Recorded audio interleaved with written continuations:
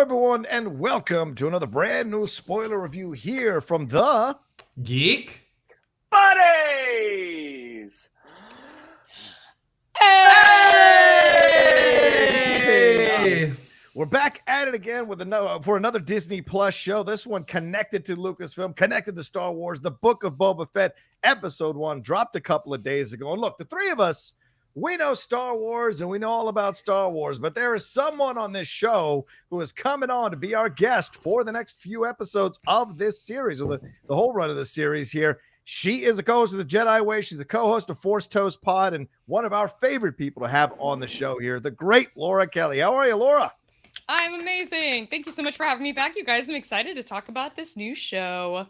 Yeah, and you're ready to jump into this thing. And Laura, you come into it from a different point of view because the three of us are old school original trilogy people. You came in through a more circuitous route to Star Wars. So very curious to hear what your thoughts are walking into a Boba Fett series for sure. And we're going to get into all of that as we break this thing down step by step. But let's introduce ourselves. Besides Laura Kelly, I am the Outlaw John Rocha, writer, producer, and host here on the Outlaw Nation of the Geek Buddies. Mike? I am Michael Vogel. I'm a writer and producer of animated TV shows and movies. Shan? This is Shannon McClung. I'm an animation writer and a television actor where you may have seen me on Brooklyn Nine-Nine, Silicon Valley, and the Goldbergs. There we go. And before we go any further, we want to give special love to the sponsor of the Outlaw Nation and the Geek Buddies, Carbon Health. Carbon Health has been fantastic, sponsoring us since the mid of November into December, hopefully into 2022. We shall see. But they are a leading national healthcare provider with a mission to bring high-quality healthcare to everyone. No, we're not sure if they have back-to-tanks, but there's a possibility in the future that Carbon Health may have some back-to-tanks. They offer urgent care, primary care, virtual care with 90 clinics in 14 states, and they offer virtual care in 24 states. Everyone deserves good health, even a Mandalorian who needs to cure scars on his face and lose a little bit of weight. Certainly, Temeura Morrison must have taken advantage of that. Boba Fett did for sure. So we're going to break this whole thing down. Episode 1, Stranger in a Strange Land, obviously a reference to Robert Heinlein's sci-fi masterpiece. And we're going to break this thing down and talk about the storylines throughout the whole movie, throughout the whole show, rather, and do some Easter eggs, do some spoilers. So if you haven't seen the episode, go see the episode. Come on back and join us. Let's start with you, Michael Vogel. Overall thoughts, Episode 1, The Book of Boba Fett. Overall, I'm really encouraged and I'm excited. I don't think it necessarily started off with a bang. I don't think it was an episode that necessarily blew anybody completely out of the water. Didn't have any Grogu level surprises, but I think that it started strong. I think it was really interesting. I think it answered a few of the questions that we had about what's going on with Boba. And to your point, the title, Stranger in a Strange Land, both a reference to the Robert Heinlein sci-fi novel about a guy who is raised by Martians, and also from the Book of Exodus and all about Moses, about somebody who left their seat of power and then went off into the desert to be with their people, just as Boba sort of had a awesome place in Jabba's palace circa Return of the Jedi and is now chilling with Tusken Raiders. So I think that we're going to see a lot more of those kind of references. A lot of really cool Star Wars Easter eggs. My favorite thing that we'll get to is a cameo and a reappearance of somebody that I never thought I'd see again, and I got real excited about it. So yeah, I think there's plenty of Star Wars Easter eggs. I think maybe not quite as holy shit as the Mandalorian premiere, but I'm really excited to see where it goes next. Absolutely. Laura, as our guest here, what are your thoughts here? As we said, you've got a different route into Star Wars here. What was your feeling coming out of Episode 1 of the Book of Boba Fett? So overall, I think satisfied, I think is a good word. I'm satisfied and I'm remaining open-minded because there's really one question that I wanted answered. That was my only requirement in this first episode, which is how did he get out of the Sarlacc pit? And that box got checked. And now we can comfortably move on in the story. I think Michael's totally right. They're laying the foundation for the show in this first episode. Not every show can be The Mandalorian with a big Baby Yoda reveal. We're not going to get that in every single Star Wars show that we get. But I think that this was a solid, albeit agreed, slow start. Okay. All right. Shannon McClung, you're a fan of the original trilogy. You love this Boba Fett character. Years ago, you gave me a Boba Fett t-shirt for Christmas. Talk to me about your feelings about this Book of Boba Fett. Was this everything you were hoping for and waiting for after you finished episode 1? It was everything I wanted at the beginning. Okay. I did like that we got to see how he got out of the sarlacc pit. I think watching someone inside the bowels of a sarlacc is one of the most disturbing things that's ever been put on screen. Yeah. And listening, like the Foley as well, just this digestive, goopy. And I think the combination of sand and sarlacc entrails is, again, one of the most disgusting things I've seen in a while. I love the setup of how what it's going to be like for him in Tatooine. Yeah. I think the episode for me around the halfway mark started to under deliver a little bit. I thought the action was very static. It just wasn't that interesting. I thought the Star Corps that they did was filmed just kind of like, I was like, oh, we've seen this. We've seen, like, if you're going to do it, you gotta add a Star Wars layer to it. And for the most part, it just felt like, I was like, this is no different than some of the kids who taped themselves doing parkour. It's just very stationary shots. Just wasn't that interesting.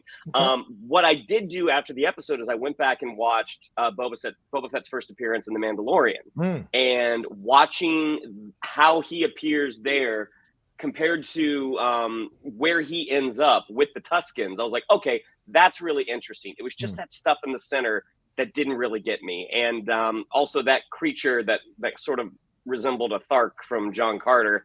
I did not like the design of that creature. It looked very Harryhausen to me. Yes, it did. Yeah. True. Yeah. I don't think that did it any favors. I mean, I think it made the action just kind of not the coolest looking, but I love the intrigue of the crime boss angle. And I'm hoping they lean way more into that going forward.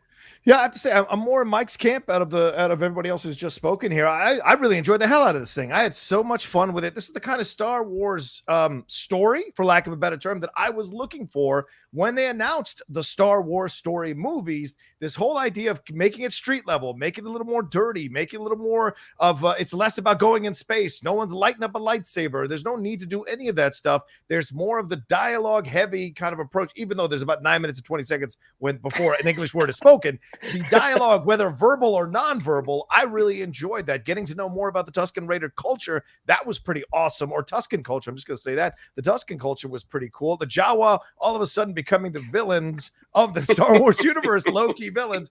And who knows, maybe the next episode they'll kind of show us the Jawa culture. Who knows? But getting to see Temeura Morrison step into the role, really own the role, certainly looking a little stronger, looking a little better, ready to take it on. His chemistry with Ming-Na Wen was fantastic. I enjoyed the direction, really loved the music. The music was fantastic throughout the whole episode. And I thought this is one of the best directed things Robert Rodriguez has ever done. I haven't always been the biggest fan of Robert Rodriguez as a director. Certain films, yes. Other films, no. But I liked what he did here, and I enjoyed the pacing. And Jennifer Beals certainly deserves a massive shout out. She just slid right on into Star Wars and was completely confident and owned her space there as a Twilight running the bar, the sanctuary. She was great. So I really enjoyed all the elements here, and they laid the groundwork. I've seen so many criticisms when I don't know what the story is. The story is he's taking over the damn thing in Mos Espa. That's the story. It's really simple. And who's the villain? Obviously, the mayor's the villain. So there's a lot of complaints that I was seeing that I'm like, I don't understand what you didn't get about this episode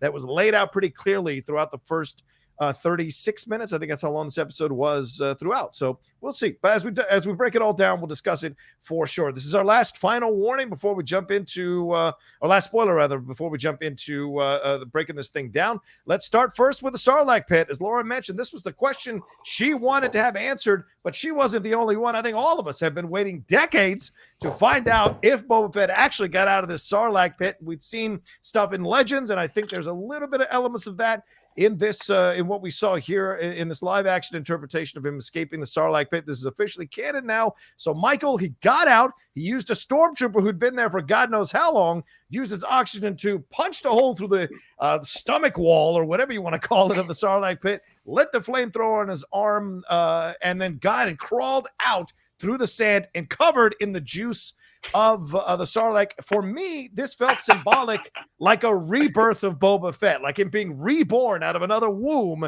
to be a completely different person than he was. And we're going to obviously see that as it goes along, and certainly was completely different when we saw him in The Mandalorian. So this almost symbolized a rebirth to me. What did you think about the Sarlacc pit sequence and how he got out of it? Were you satisfied?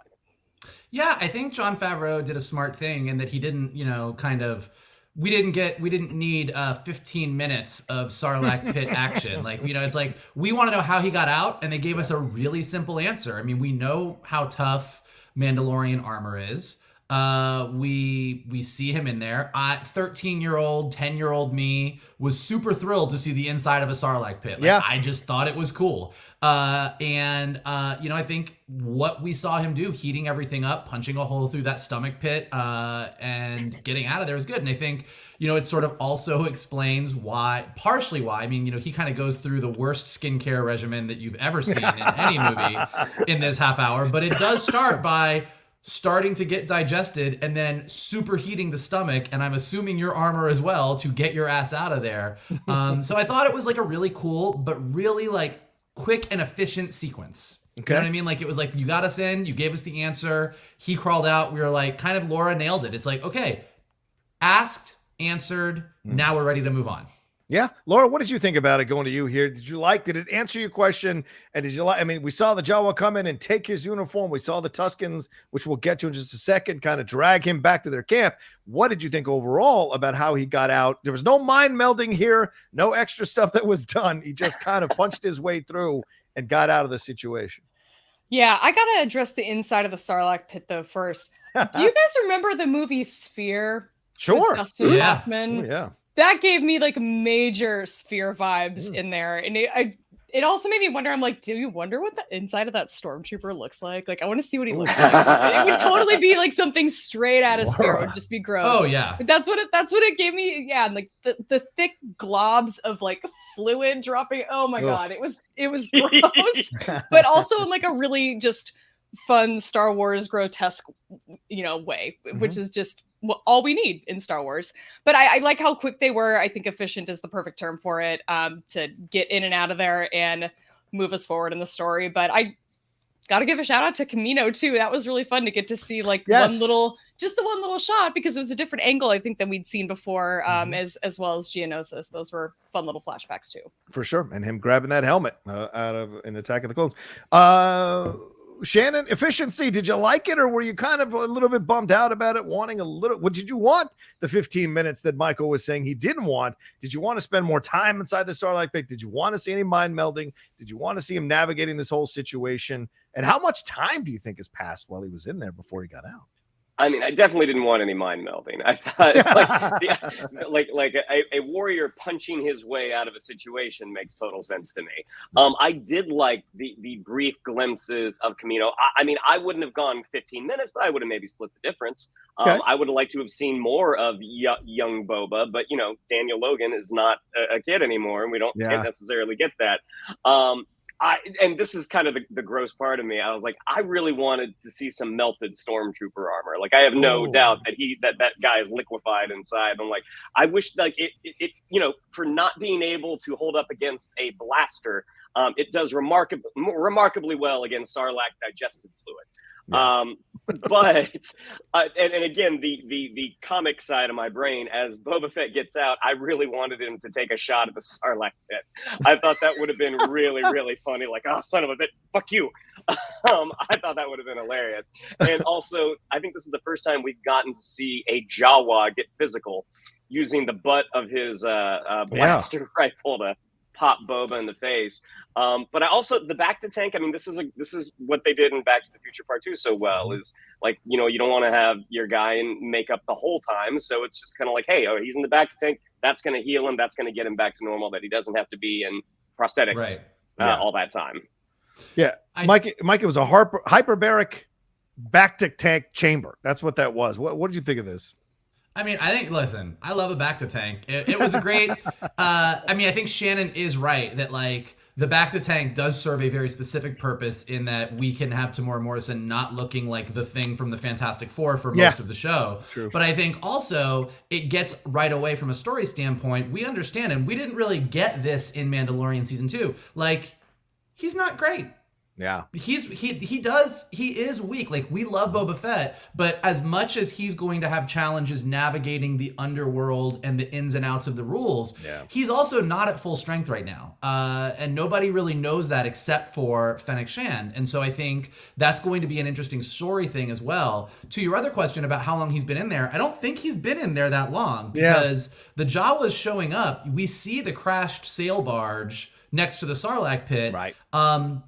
And them showing up means that they're scavenging. And if it had been a while, those dudes would have scavenged that thing a while ago. So them showing up when they do, I think he actually does get out of there relatively quickly. And that he'll, I don't know that it was like the next day, but I think it's quickly enough that the Jawas are just now showing up to scavenge everything, and that he's that the majority of the 5 years that we're going to fill in these gaps is going to be with the Tusken Raiders, actually. So I think that's going to be interesting. I do love, like, to both of your points about the Jawas, like, they're just the vultures of Tatooine. Like, they are not, if you can move remotely, they're not going to come near you. But if you are down and out, they are swooping in. Like, they are just little parasites.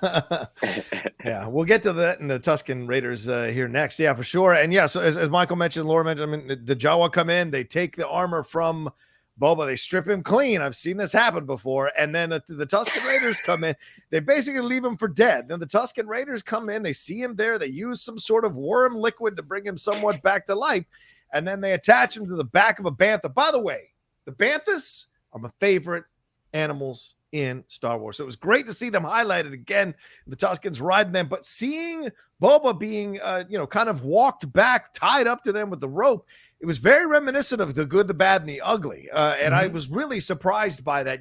Star Wars has the Western influence certainly throughout, certainly the samurai influence as well, but certainly the Western influence is there. And that seemed to be two old dudes like Favreau and Rodriguez giving a shout out to one of their favorite films, one of their favorite Westerns for sure. And then eventually he's dragged back to the camp, tied to a stump with a Rodian there, snitching Rodian there, and has to navigate that whole situation. So eventually some young kids show up, start beating them with sticks and all of this. And then eventually he tries to break free with a massive watching him. He knocks out the massive, cuts his bonds there with the teeth, runs away when the Rodian kind of sounds the alarm, and then eventually is subdued and caught up with by the massive and the Tusken and a female Tusken Raider, and ends up seducing him, and he's back tied to the post next to the Rodian. So, Laura Kelly, did you like the whole Tusken Raider sequence here at this point in terms of how they were handling Boba Fett becoming a prisoner of theirs and what they were going to do with him? I did. And, you mentioned the banthas. I had to give a shout out to the massives. I've always really liked the massives because I like any creature that is dog-like in Star Wars. Yeah. So like Rancors with their adorable underbite, my go-to. But massives they're up there now. We got a lot of like massive action in this episode. And they're just adorable. But I want to give a shout out, I think, to like the costume department, because it never occurred to me.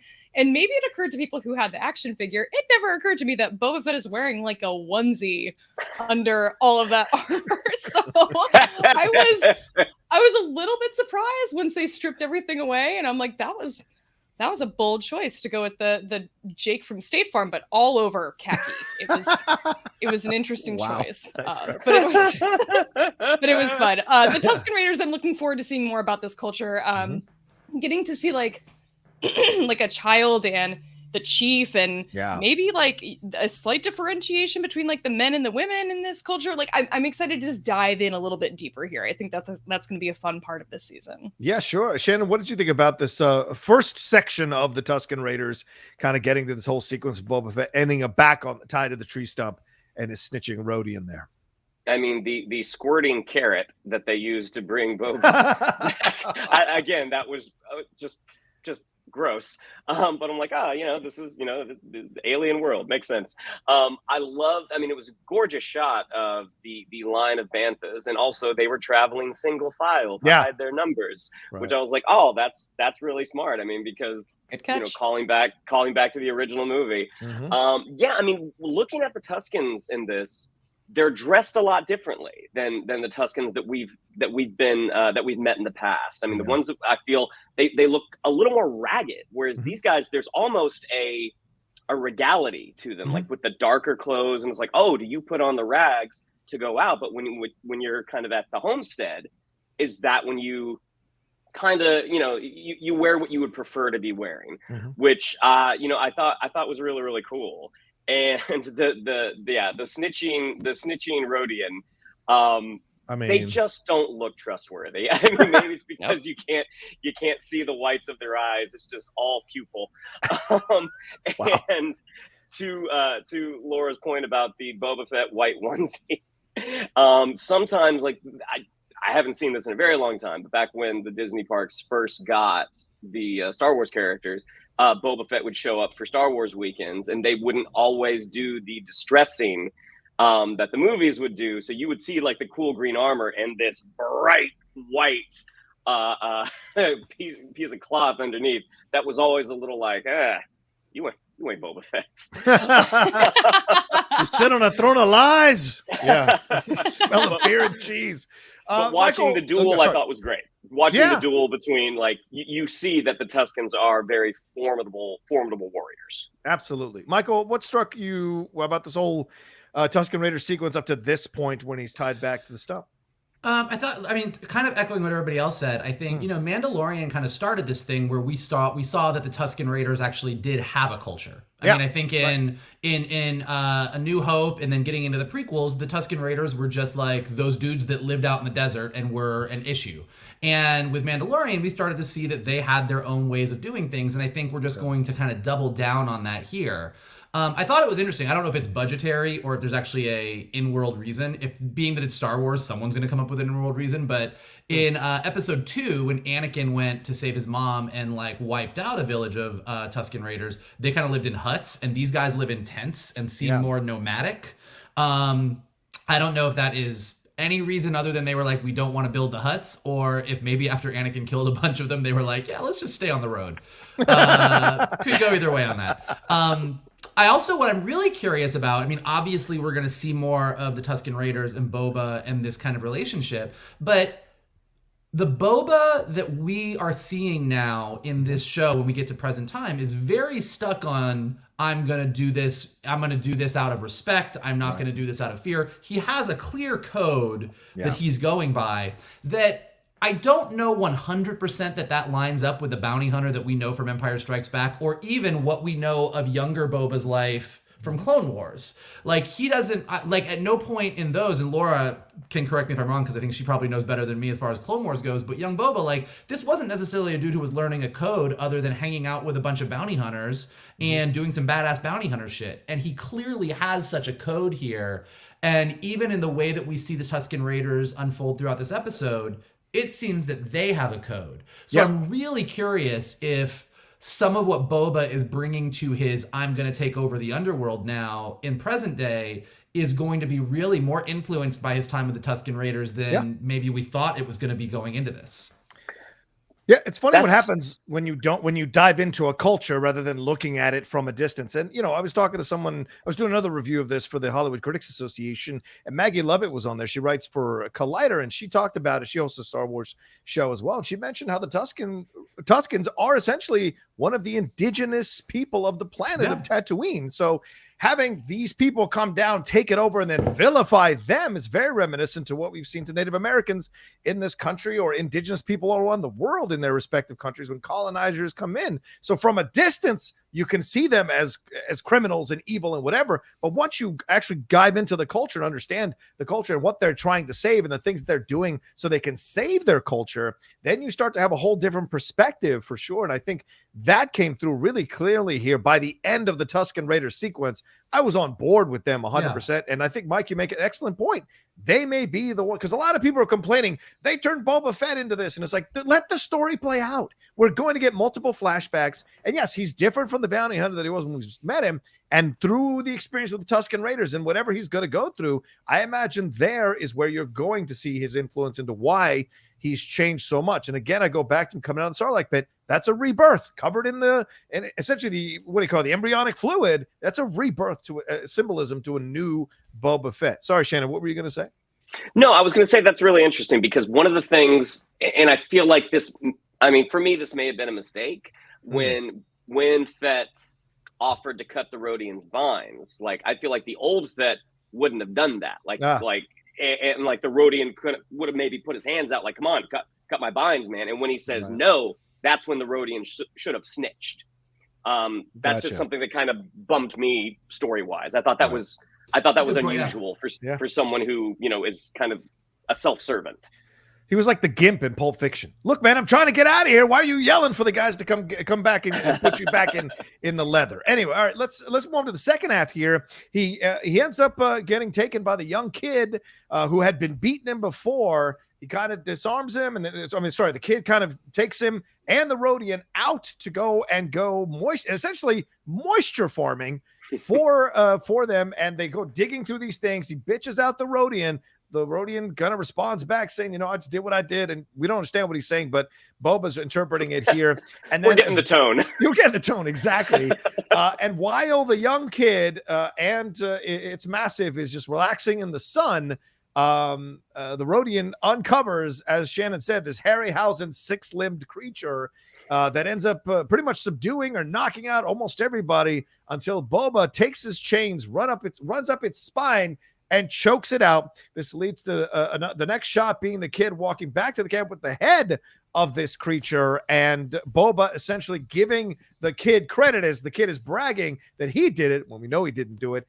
And the person who looks to be the leader of the Tuskens offers him water, in essence, accepting him as an equal or accepting him into the tribe. So, Shannon, what did you think about the second half of this Tusken Raider sequence? Did you like the way it ended up playing out? I was into it until that creature popped up. That creature really kind of took the joy out of it for me. I love the idea that this child is put in charge of these two prisoners and is ordering them around. And you see some raiders kind of, you know, ransacking a moisture farm. And like whatever that symbol, like it looked like a JL to me. Yeah. Like, I'm curious. Is that going to come back? Is Boba Fett going to meet those guys in Tatooine? But yeah, I mean, I love that the kid took the little bit of water from him and poured it out, and I was like, oh, that's really funny. I mean, you're setting up this relationship that Boba Fett is going to develop with this kid. But then as soon as that monster came out, I was like, oh, this thing sucks. Like, I'm thinking of like the Mudhorn from Mandalorian episode 2. Like, that was a great Star Wars monster. Like, to me, this, again, it just looked very Harryhausen. I don't know if it was too anthropomorphized, or I was like, I don't, like, he's literally holding him and punching him.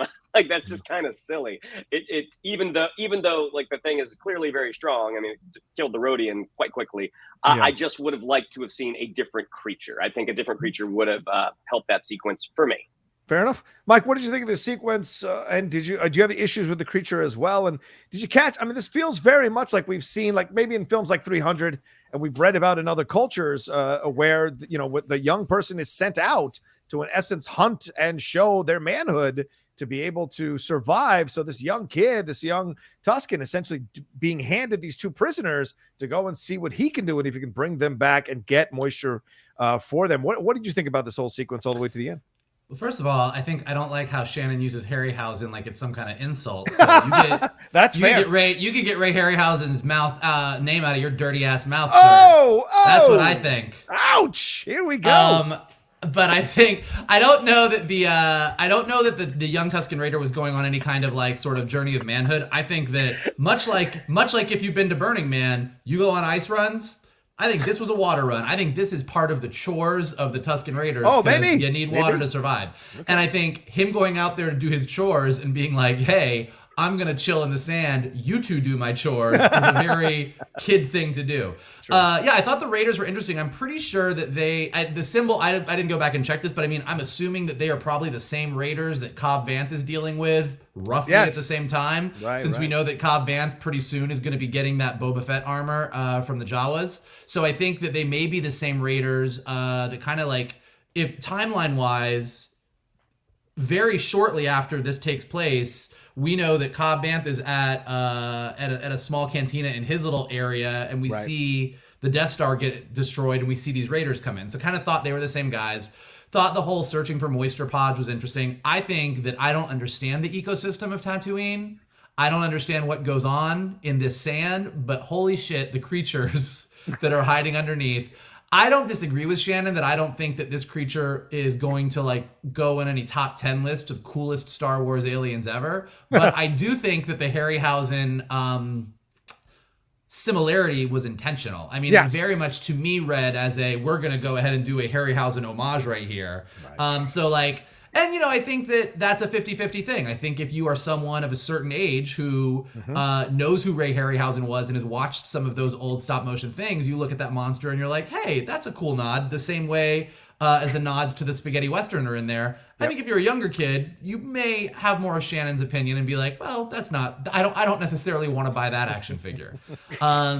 But I thought the whole thing was really cool, and I loved kind of seeing that moment at the end where I'm assuming the chief of this tribe of Tuskens kind of just hands him the water, and I just think it was just such a simple gesture, and kind of to Shannon's point about the younger Tusken kind of pouring out the water. It's just like using water as this, like, water is really, really valuable there. And so the young Tusken Raider being like, oh, you want that water? Sorry, I'm going to give it to my Mastiff and let this fall in the thing. And then the chief kind of being like, all right, cool. And not even looking at him, but just like handing it over. Yeah. And you're like, all right, this is going to be interesting. I'm excited to see where this goes. Yeah. Warrior to warrior, handing him the water. Absolutely. Yeah, totally. And yeah, you've got Jon Favreau who wrote this and Robert Rodriguez who directed it. Guys in their 50s. So they know Harryhausen. So I agree with you, Mike. I think it was a very deliberate homage to him. Laura, you're the youngest of us. What did you think about this end sequence? And did you hate the monster as well?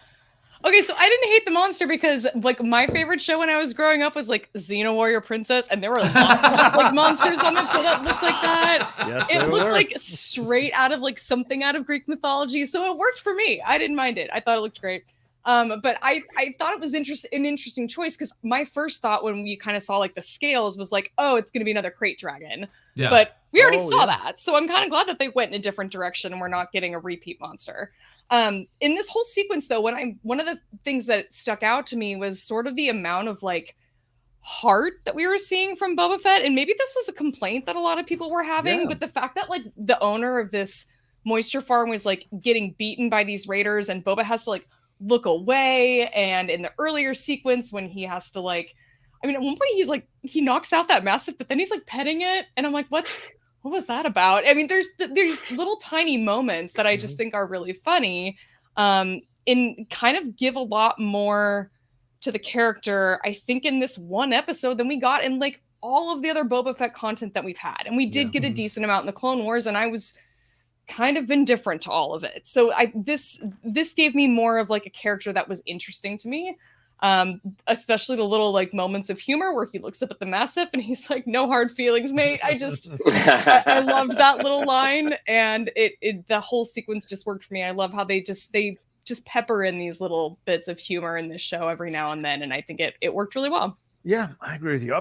I'm so confused by people who want a bloodthirsty Boba. They're not going to make that person the lead of a series. They're just not going to do that in the Star Wars universe, in the Disney Plus universe. They're going to show that he's more than capable to handle himself, but you got to make him human, for lack of a better term. You got to make him relatable. You got to see a little bit of vulnerability that allows you to connect to that person. Then you can understand the more brutal aspects of his nature when they show up. So it allows you to flesh out a character more, and you can feel a connection to the grayer areas of the character because of that. So I'm just confused by people that wanted a bloodthirsty Boba to lead the series. It made no sense. I don't know that it's I mean, if you just want a bloodthirsty, if you want a bloodthirsty Boba to run this to be in this, to just be the series, you want to see him go kill people every week, then yes, that's probably not the show that Disney Plus is going to give you in Lucasfilm. But I do think, kind of to Shannon's point earlier, like I do think it is a valid critique, and let's see where it goes, to say kind of what I said, which is the Boba Fett of the original trilogy and the young Boba that we met in Clone Wars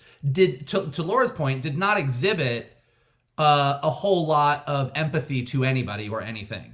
And so if indeed he is going to learn from the Tuskens and that's going to be a thing, it still doesn't fully answer that he is a little sweeter to the Mastiff and a little, like some of the, like wanting to help the Rodian, like there is a little bit of like, well, who is this guy? Because the guy that dropped off Han Solo to Jabba seemed like a cold bastard. And then he went into and we don't know, like there's a lot of years 100%, but I'm just saying, like, I don't think that the criticism of is this guy at the beginning necessarily the guy we remember is 100% invalid.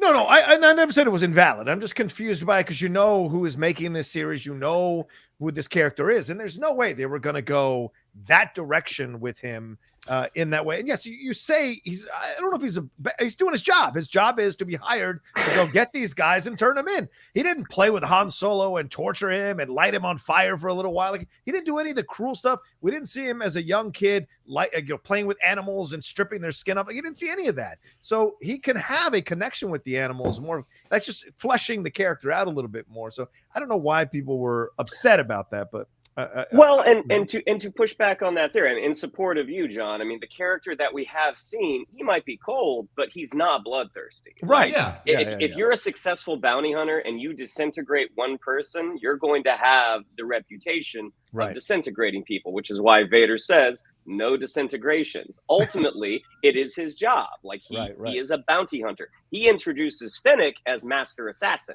Right. He doesn't introduce himself like that. So, but yes, I agree with Michael, though, that where he starts, like this is what makes the journey interesting, is that you see this character grow and change. It could also be that people putting their expectations on this character. So we don't get that 100% in the original 100%. trilogy. And we've seen Legends tales that tell more about him, and certainly in Clone Wars, as you mentioned, and other things, but we haven't seen fully fleshed out Boba, and I think that's what we're getting here.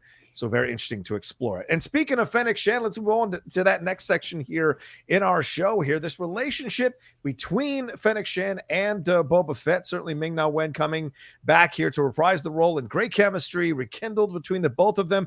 We see, Michael, two different philosophies in how to take over Mos Espa. It's certainly very clear that Fennec Shand wants to kind of walk the same path that Jabba walked before. I don't know what path Bib Fortuna walked. He's more of an interim manager, but it was Jabba and Boba now who are basically these two people that are going, and she wants to walk, but Boba wants to rule with out of respect, not out of fear. He wants to generate a connection with the people there where they respect him, they don't fear him. And certainly that opening, him coming out of the back of the tank, him receiving all these people, all these different species, the Aqualition, all of that, receiving their tributes, and then having the mayor's major domo come in and essentially almost insult Boba, asking tribute from him. And then later, when they head over to the sanctuary, how he wants to deal with Jennifer Beals' character is very interesting versus how Fennec Shand is dealing with things. So what did you think about this relationship overall throughout this first episode, as we've gotten a little more with them, and we're seeing clearly that Fennec has a more ruthless approach to ruling, whereas Boba is more magnanimous in his approach? Yeah, I mean, look, I think A, a ton of Easter eggs through all this, but B, there's everything that happens in this opening scene once he wakes up out of the back to tank and goes to meet the tributes after a really cool let's armor Boba up sequence. Yes, true, very true.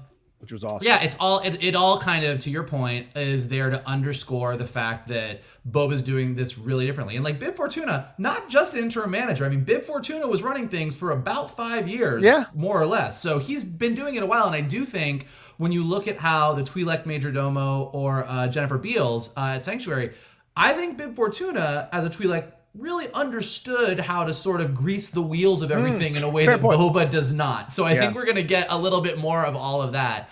But yeah, obviously Fennec Shand right off the bat is like, we've got to have a certain air about us. But even, I think it's 8D8, the droid that is there. Last time we saw him, he was torturing a Gonki in Return of the Jedi. And now he's here being like, hey, maybe torture? Maybe let's torture some more. And Boba's like, no, let's not torture the Gamorrean guards. Let's not do this. Let's not do that. I thought the Major Domo sequence with the Twi'lek Major Domo was really, really interesting.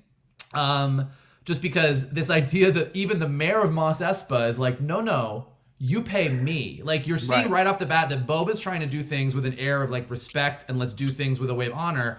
that clearly is at odds with what Fennec Shand thinks, but that also is at odds with the way things have been working in Tatooine up to this point. So I think that's all going to be really interesting. And then, as we were saying, even as Fennec and Boba go towards the sanctuary, you should be on a litter, you should be doing this in a way that like shows everyone how powerful you are. You should do all these things.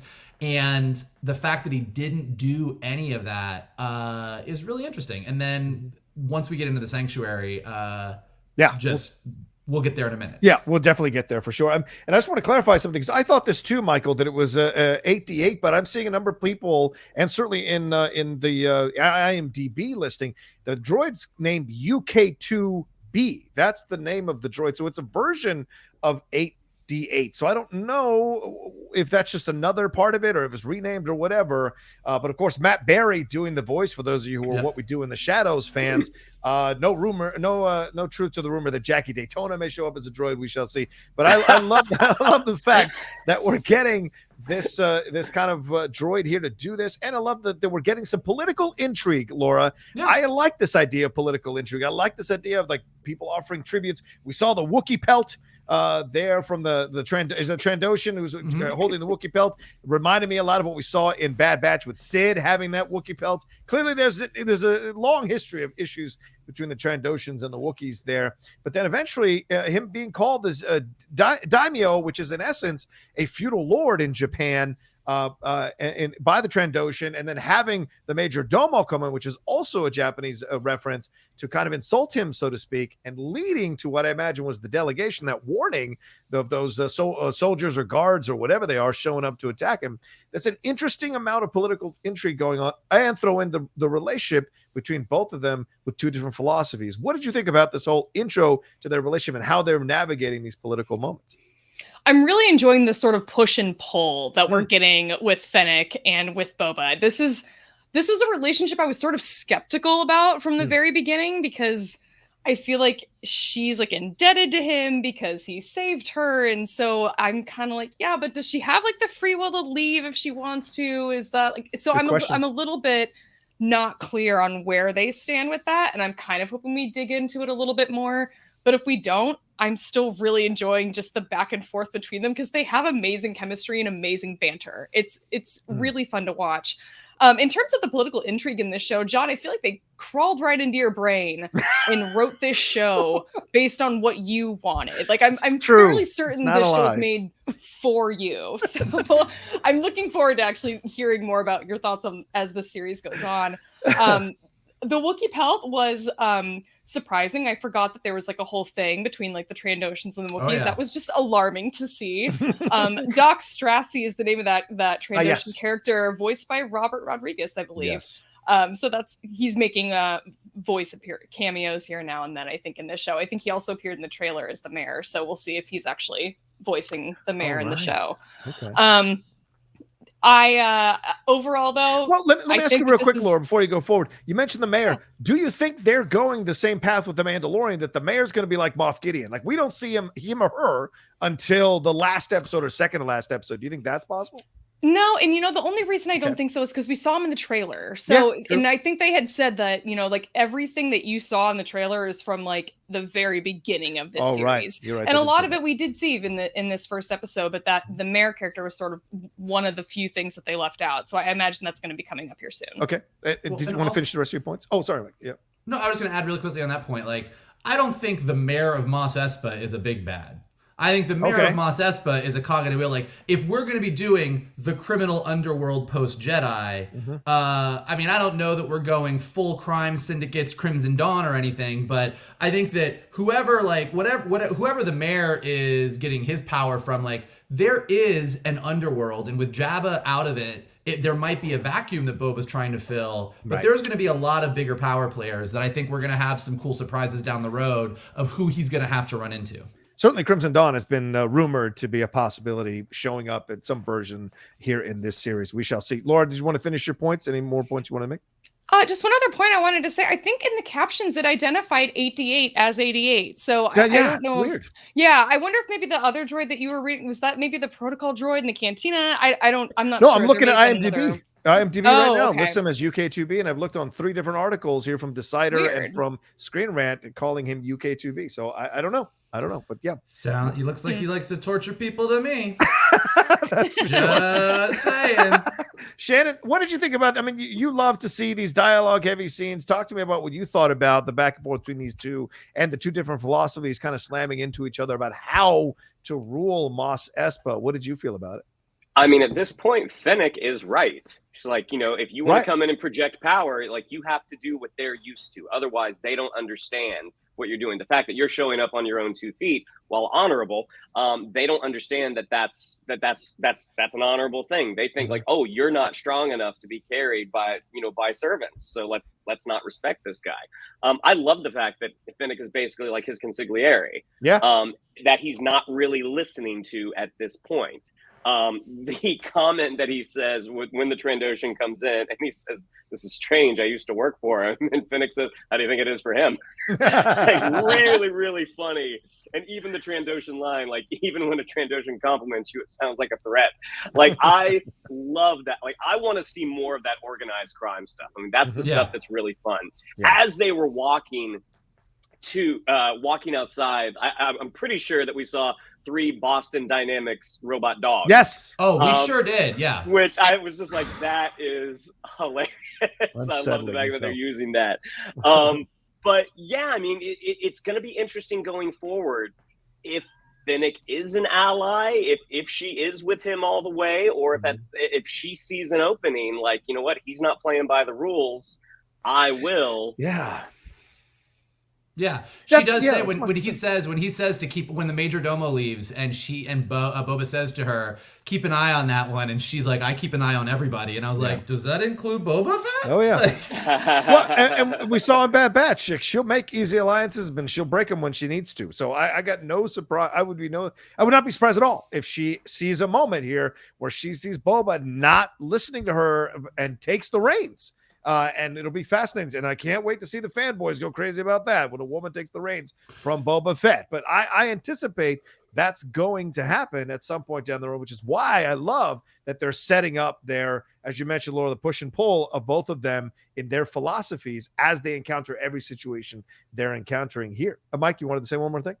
I was just going to say along the lines of Fennec Shand, it's just, this is not an easy thing to do, and Marvel does it really well, and now, like, they've been doing it really well on the Star Wars TV shows, this is a character that just was, like, pulled out of thin air. Yeah, they made her up. Like, she showed up in Season 1 of Mandalorian, she came back in Season 2 with Boba Fett, she showed up in Bad Batch, and now she's here, and she is a fully developed, interesting member of the Star Wars universe now. Like, she is someone that we're intrigued by. She is clearly like a little bit more bloodthirsty, a little bit more prone to let's kill first and figure it out later than even Boba is. And she's an amazing character. And it's just like to see this awesome, cool character just that kind of came out of nowhere. I mean, like, again, I think we say this every time we talk Star Wars, but you just see what Filoni started with Clone Wars animated into Rebels and everything. And you see them continuing this in live action where that a franchise that existed kind of solely on Luke, Leia, Han, Vader, these core characters that we love, that now we're like Ahsoka, Sabine, Ezra, Fennec, like it's just amazing to me that they have populated this universe with so many fascinating, interesting characters that we all love so much. Is this Favreau's first full-on character that he's created in terms of Fennec? Is that his Ahsoka Tano is what I'm trying to say. It feels like. Well, if it was him, it could have been Filoni. Yeah, true. Behind the scenes. Yeah, absolutely. Very much. I put Din Djarin up there as well. And Grogu. Yes, so. That's right. Grogu, baby Grogu. That's right. But Filoni was involved in Mandalorian. So that's what I'm trying to say. Is Favreau the one doing, because he's the one listed here with Robert Rodriguez. So were they the ones who created this character? Her being, I don't know. I'm just trying to throw it out there and see. Anyway, all right, let's move on to the rest of the sequence here. As you said, they're walking together, heading toward Garsa Fwip's place. That's Jennifer Beals' character. Sanctuary is the name, or the Sanctuary is the name of essentially the establishment there. We see that Max Rebo is still doing his thing with one of the, and he's put together this like duo of a super band because he's got the Brinth? Is that the name of the Biff? The Biff there, who looks like homie from the first from A New Hope. And they're doing a mariachi version or a Mexican version, in my opinion, of that song from the first Star Wars, from A New Hope. So really, including a guitar solo, which was awesome to see so well. And Max Rebo doesn't play on barges anymore after that last gig. Someone was mentioning how the hell he got off the barge. Did he have jets on that piano thing or that organ thing or what? Who knows? A musician survives. He's like, rolling out of here, man. But anyway, they get to Garsa Fwip's place, and two Twi'lek show up first and offer to take their helmets. Fennec Shand says no, and suspiciously says no, of course, but Boba says no, take them, and they move on. And then there's a droid there who is handing out drinks, and then eventually Garsa Fwip walks up, the great Jennifer Beals. And let me take a moment here to say something. All these people, the main people in this scene, are all almost 60 years old. All right. So shout out to Star Wars going with Temeura Morrison, Ming-Na Wen, and Jennifer Beals, and them looking incredible in these roles and being able, and also two of those people being people of color. I think it's a fantastic sequence to have this kind of back and forth. And as I mentioned earlier, Jennifer Beals is fantastic here. Slides right into the role, very comfortable, has that little stroke of Boba Fett's arm there, showing that she's the one in power, kind of like Boba did to Fennec with the touch on the chin there earlier in another series. So it's just interesting to see this dynamic here. And eventually they come back with the helmet, and it's full of rebel coins or coins from the rebellion. They're clearly in charge now.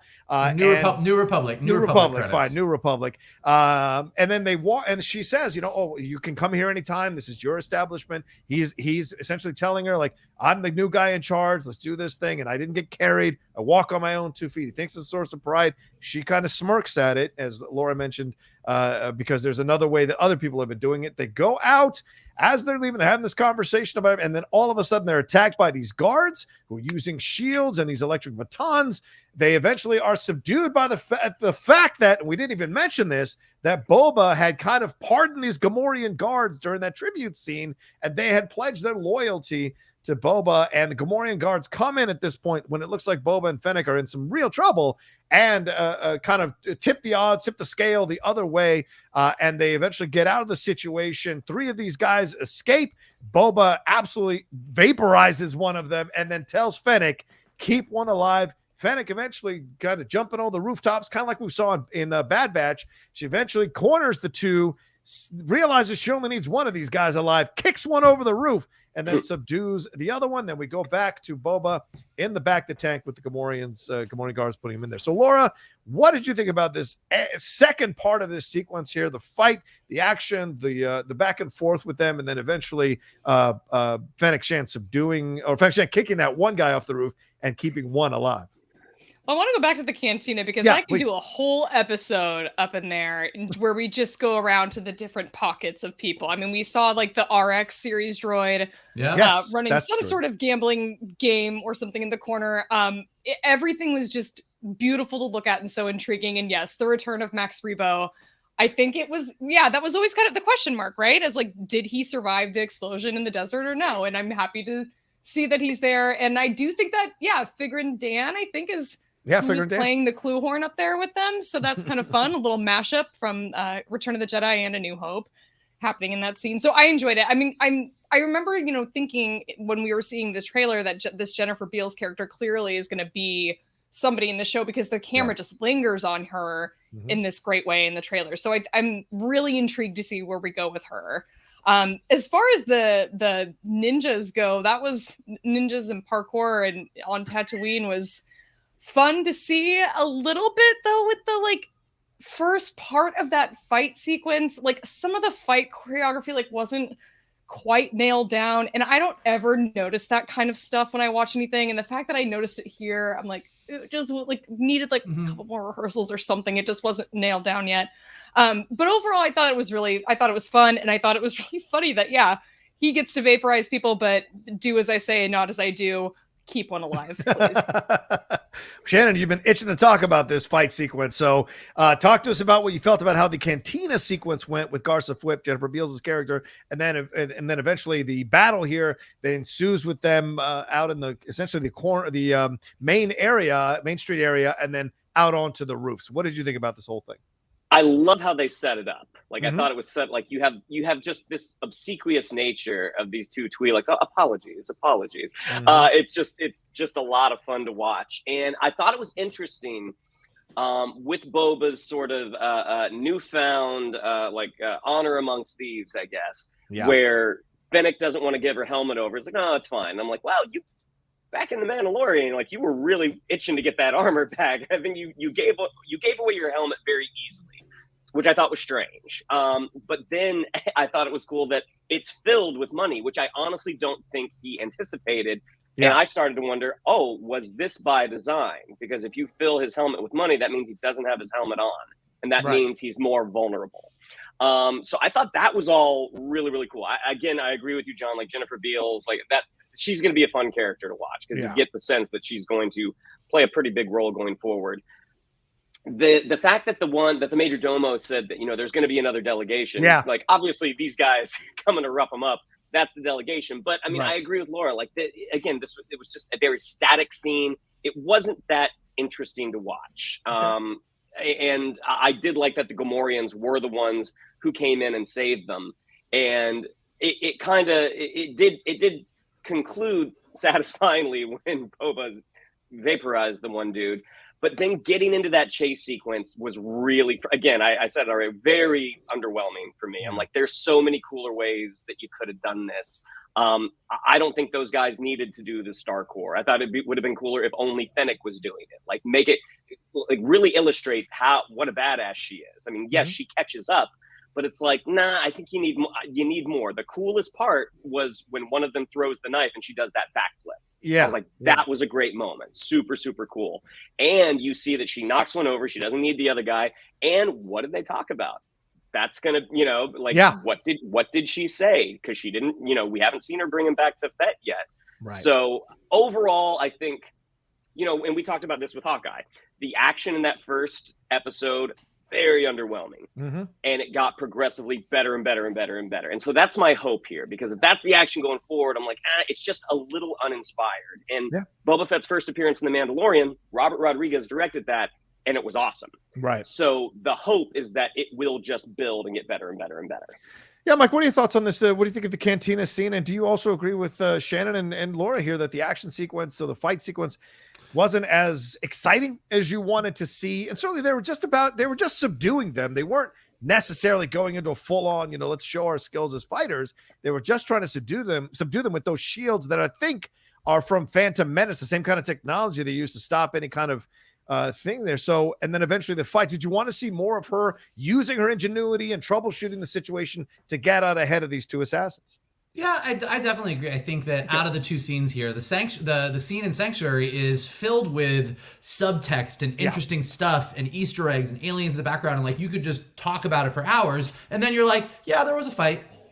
It made sense. It made sense story-wise. I agree with Shannon. It probably is the delegation that the Major Domo was talking about. Fennec Shand is really capable. He disintegrated somebody, but nothing really was surprising or interesting. Like everything that happened makes sense. Like fight these guys. She goes after them. Gamorreans show up and help him. All good stuff. Could it have been done more interesting? For sure. Whereas the scene inside in Sanctuary, first of all, I think Sanctuary is super cool. It looks like it's definitely a step up from the Mos Eisley Cantina. Not quite Canto Bite levels, but it definitely looks like a nicer establishment for Tatooine. And Jennifer Beals as Garsa Thwip, like I do think like she does this. She and the Major Domo, like Shannon said, are both doing this thing of like what they are saying sounds respectful, but everything that their body language and facial expressions are doing says, fuck you. Like you don't know how this works, and we are going to continue to do things our way, and you're not going to force us to do anything in any kind of different way. And seeing where that push and pull of that dynamic goes, I think is going to be really, really fun. The only other thing I'll say about the action, not the action in the action sequence, but what I appreciate about the energy shields that you were talking about is I really love, and Mandalorian did this a lot too, and they're continuing this on, in these shows are integrating visually, technologically, the worlds of the prequels and the worlds of the original trilogy. Like, obviously, the original trilogy was the original trilogy, and it had amazing effects for its time that still hold up surprisingly well today. But with the prequels, they introduced all of this new technology, given what we could do with CG that didn't exist in the original trilogy. And there was always sort of that, I think George Lucas was like, well, these are more core worlds. They have more stuff. And you're like, okay, that makes sense, but sure. Like, and so it's really kind of fun to see in this kind of post Jedi world, characters like pit droids, energy shields, all of these things popping up, because it's really feeling like an integrated version of all 6 movies and the technology and the worlds and the aliens that we've seen in all of them. Yeah, absolutely. Yeah, I really enjoyed the stuff in there in the sanctuary. I mean, like I said, this is great to see Jennifer. You don't cast Jennifer Beals and put her in a toss away role, just like homie from Cobb Vanth, like that. You don't cast him and not bring him back in some way. So this will be great to see what more Jennifer is going to play out. And she essentially is probably going to fill that role of that character, of a person who runs these multiple different cantinas that are around in the area. So I like that she's going to get a prominent focus here of the show. I see her complaints about the fighting. I don't know. I guess it didn't bother me, to be honest with you. They were subduing him, so I didn't expect like ninja level fighting or anything like that. When I would have liked to have seen more, though. I do agree with you. It did strike me how quickly she was able to catch up to him. I was like, how the hell did she do that? I would have liked to have seen how she troubleshooted and got ahead of him. That's always fun to see. So who knows why they left that out, but great to see Fennec Shand.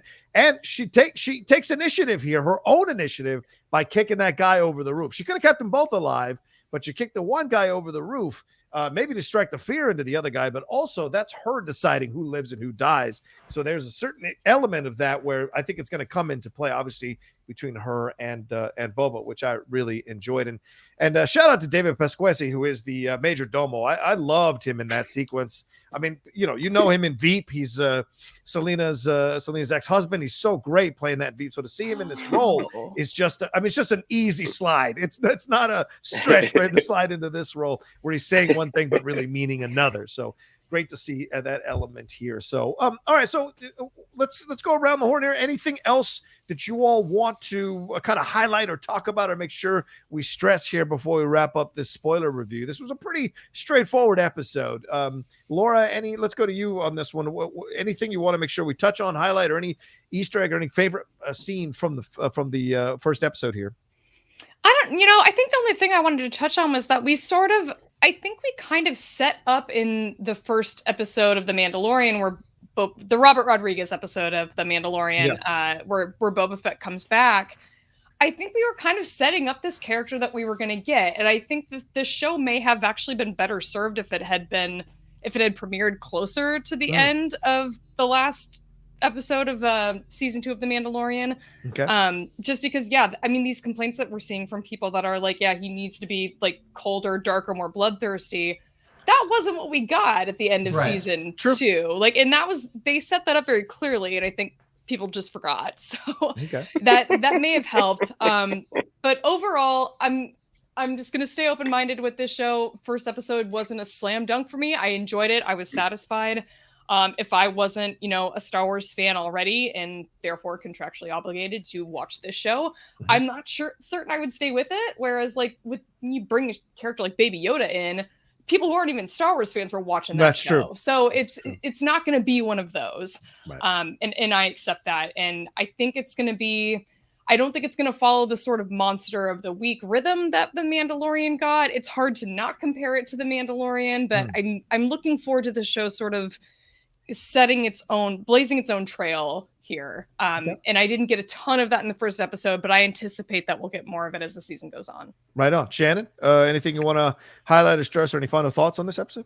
Well, I mean, you pointed out already, but Ludwig Göransson's score is fantastic. I mean, he's expanding on that theme that he developed for Boba Fett in Mandalorian season 2, and even in the credits, the vocals that he added. I mean, just really. It's just great. It just hits you in the heart. The music. It's just really, really inspiring music. To what and Joseph Shirley, real quick, just to get both of them are credited. They did some music. On the yes, Sorry, good. But I'm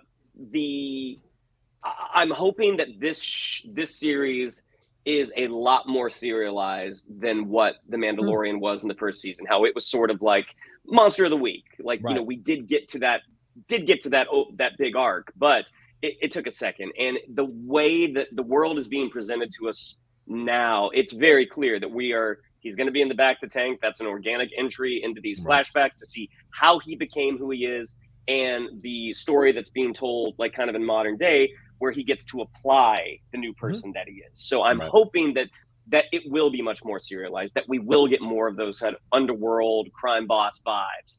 But yeah, it was not a home run, but because it's a Star Wars show, I'm going to be on for the rest of it. Yeah, Michael, any final thoughts? What stood out for you? And there are some people have said that they should have dropped the first 2 episodes together. Do you agree with that?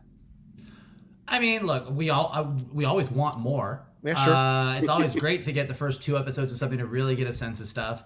I don't mind the way. I mean, we talk about this a lot, like, you know, the pacing of shows and everything, and I agree with everybody. I think we're all kind of on the same page. Like, this didn't have the holy shit, I can't believe it of getting to the end and like, oh, it's a baby Yoda.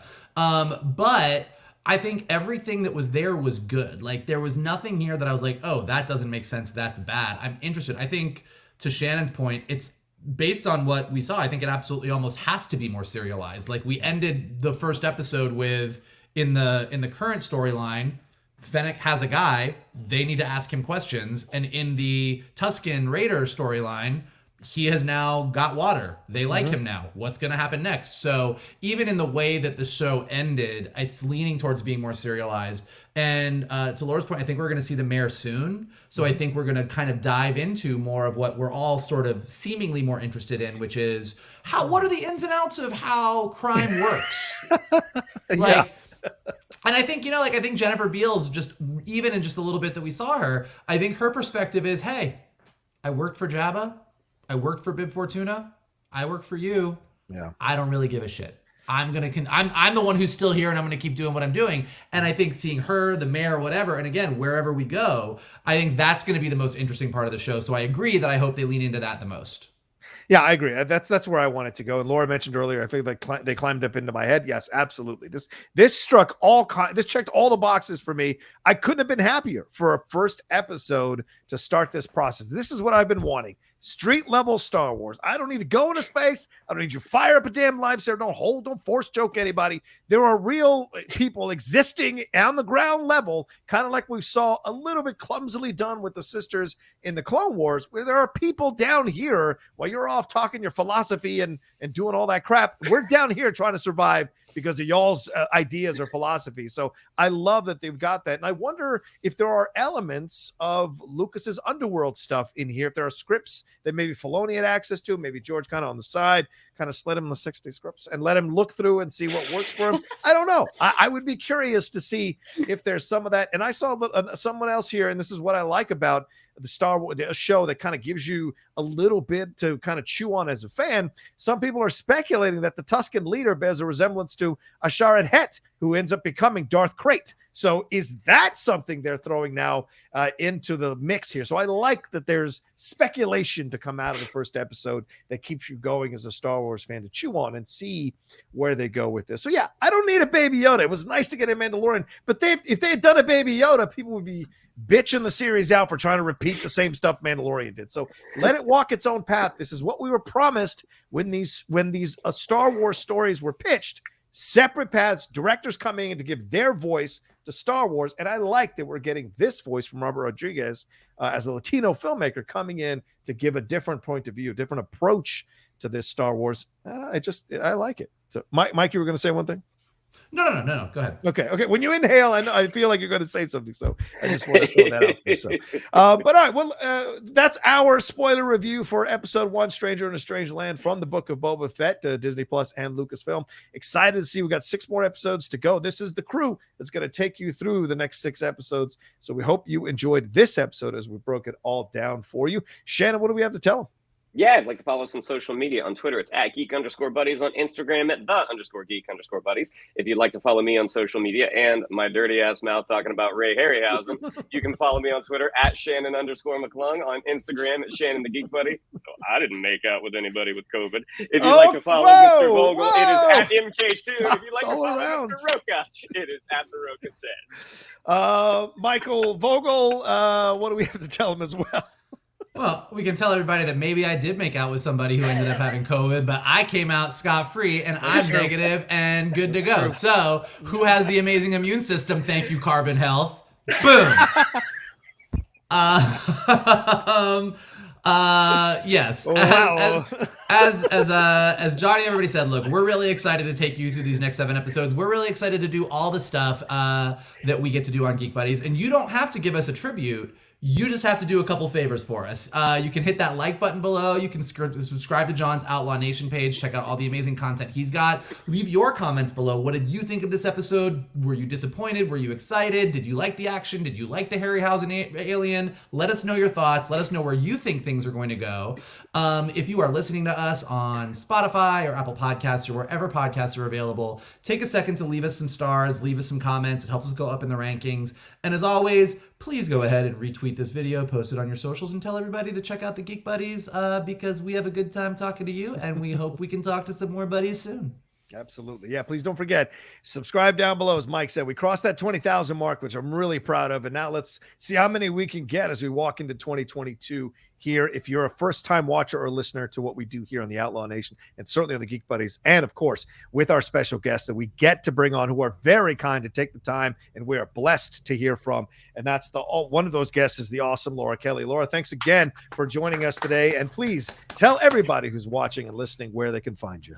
Well, first, I'm going to stay on the COVID train. I did not make out with anybody who had COVID, and yet I tested positive like 4 days ago. So, yay. I don't know how any of this works. There's no rhyme or rhythm to it, but it really is insane. It's really completely insane. Yeah. She was in a bar in Kansas City. Who knows what happened? Anyway, so right, I know. I'm like, I can't be responsible for this. But if you want to follow me on Twitter, I am at @shutup_Laura. The show that I host with my friend Alice is called Force Toast Pod, where we talk about Star Wars, and we've got new episodes coming out every couple of weeks on Tuesdays. There you go. All right. Well, thanks everybody for watching, and we'll talk to you next time with another brand new spoiler review episode from the Book of Boba Fett here from the Geek Buddies. Hey! Thank you, Carbon Health.